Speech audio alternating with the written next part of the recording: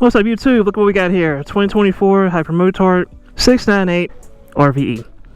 Took delivery of it late February. I recently just got it back.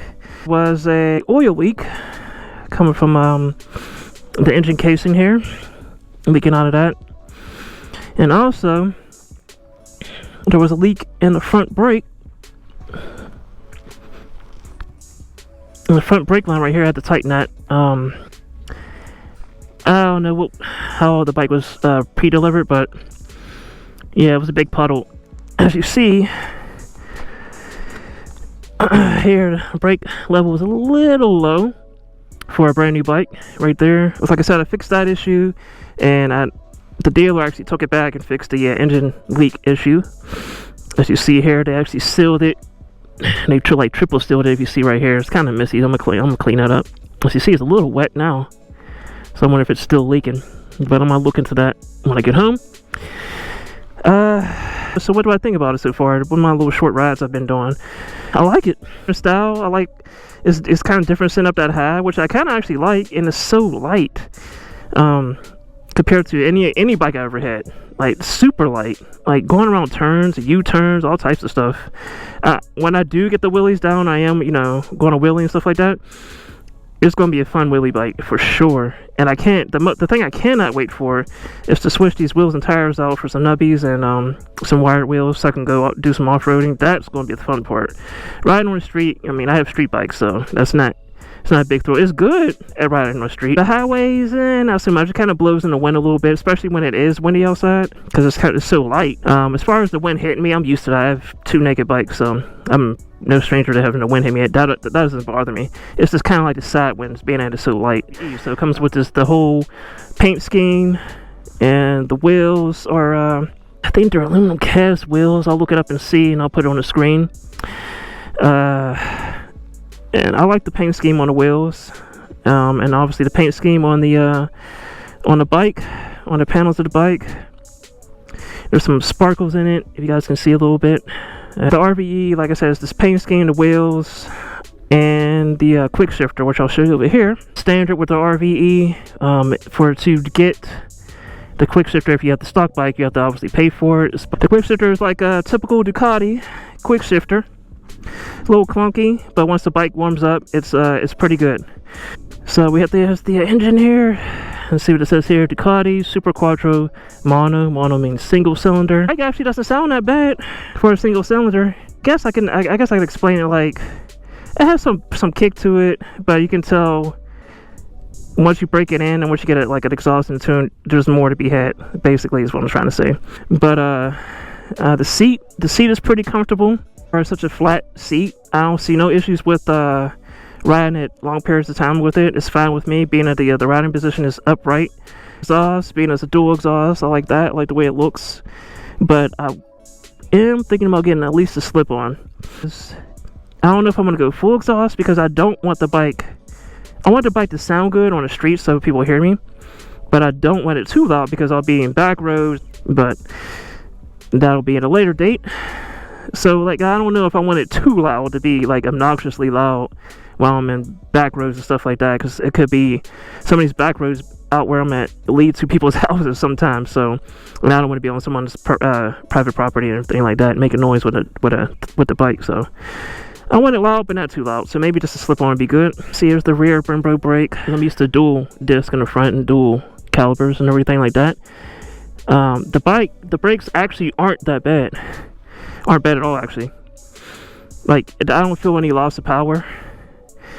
And being I'm in the front of the bike, all these lights are the turn signals and the headlight and this DRL, all LED. Let me show you guys the headlights, the headlight, and the turn signals.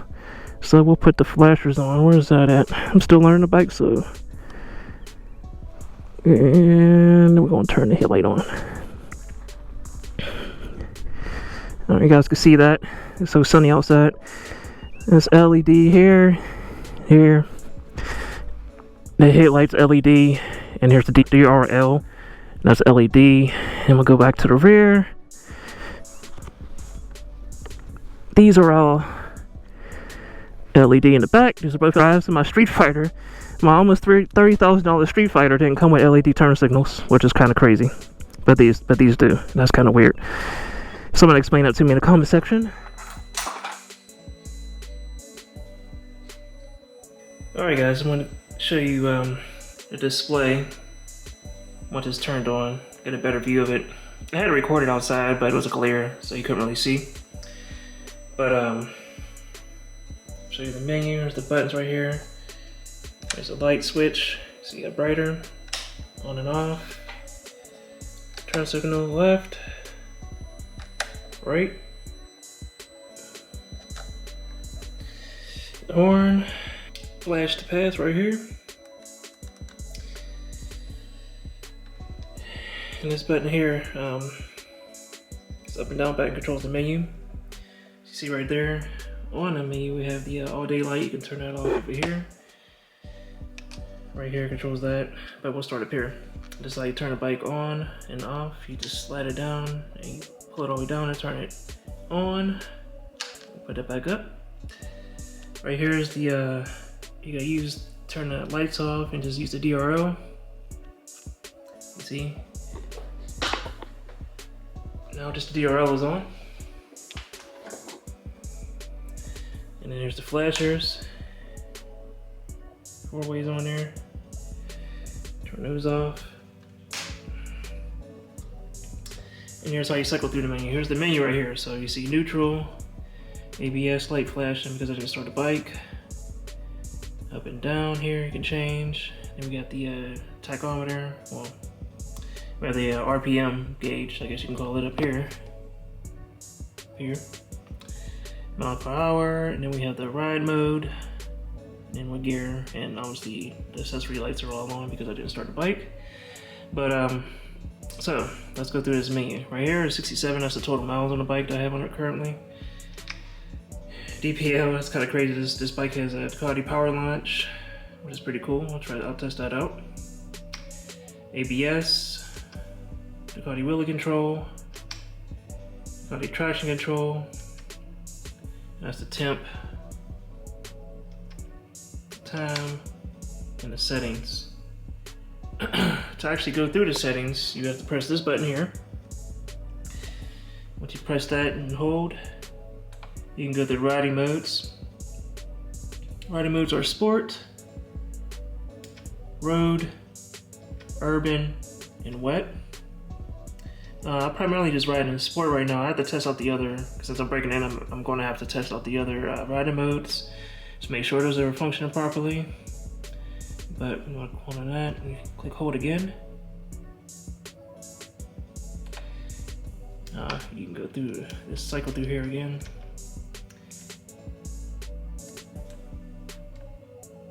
Here is where you control, if you tap this button twice, right here, and that's how you can control how you want the traction control. I'm gonna actually turn that down. So I'm gonna go press down on this lever here. You can control that way.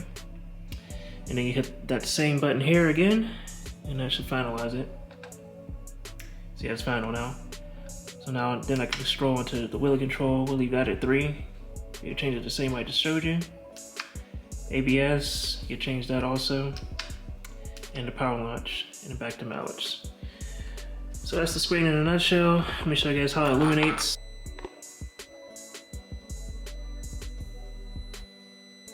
Right there. That's what it looks like when it illuminates. So let's take it back outside. Show you guys what the exhaust sounds like. We're neutral, yep. I can only rev up to about 6,000 RPM because the bike is still braking in. So let's start it. So like I say, just pull this lever down.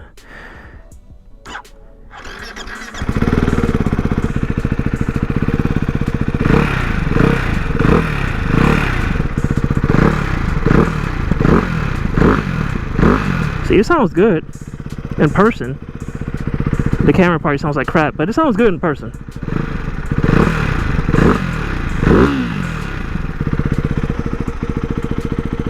I'm gonna turn it back off. Right before I close out, I want to show you guys this. The radiator guard right now is plastic, and I was seeing online, I guess I'll just go into a segment of what I'm going to add to it. I'm going to add the metal one instead of this plastic one, which I can see this breaking. hitting rocks and stuff like that, especially going off-road. And I need the protector thing the bike should have came with. I guess if you call this an engine guard. I need that for the front of that. I need some front axle sliders, front wheel axle sliders, and then I need the front frame sliders and the rear wheel sliders. And I think I'm gonna put some spools on there so I can lift the bike up and work on it, clean the chain and stuff like that. I'll probably switch these out. These are kind of plasticky, and they're actually I need to tighten too. They're wobbly, so I need to fix those, tighten it up when I get home. I'm gonna probably most likely take these mirrors off. They actually provide good sight, so, but you know, you gotta make the bike look cooler. So I'll probably get some bar ends. Well, I will get some bar ends or something like that. Some lines. I see they sell like a kit right here. I can put them right here and over there, but I don't know what good of a view that gives you. Oh yeah, the gas cap. I want to change this out because I'm going to show you guys this if you haven't seen it already, which you probably already did if you're interested in the bike. So this whole thing comes out. As you see, there's the gas in there. So I got a little bit of gas left. So I'm looking for something company making aftermarket. Maybe Rizoma will make something for it. I don't feel like taking the whole thing out, but it's whatever. But that definitely needs to be switched out. So that's another thing we'll switch out. I like the seat, so I'm not going to switch that out. We'll get a tail tidy for it. I'll do a video on that and change that out. And like I said, wheels and tires.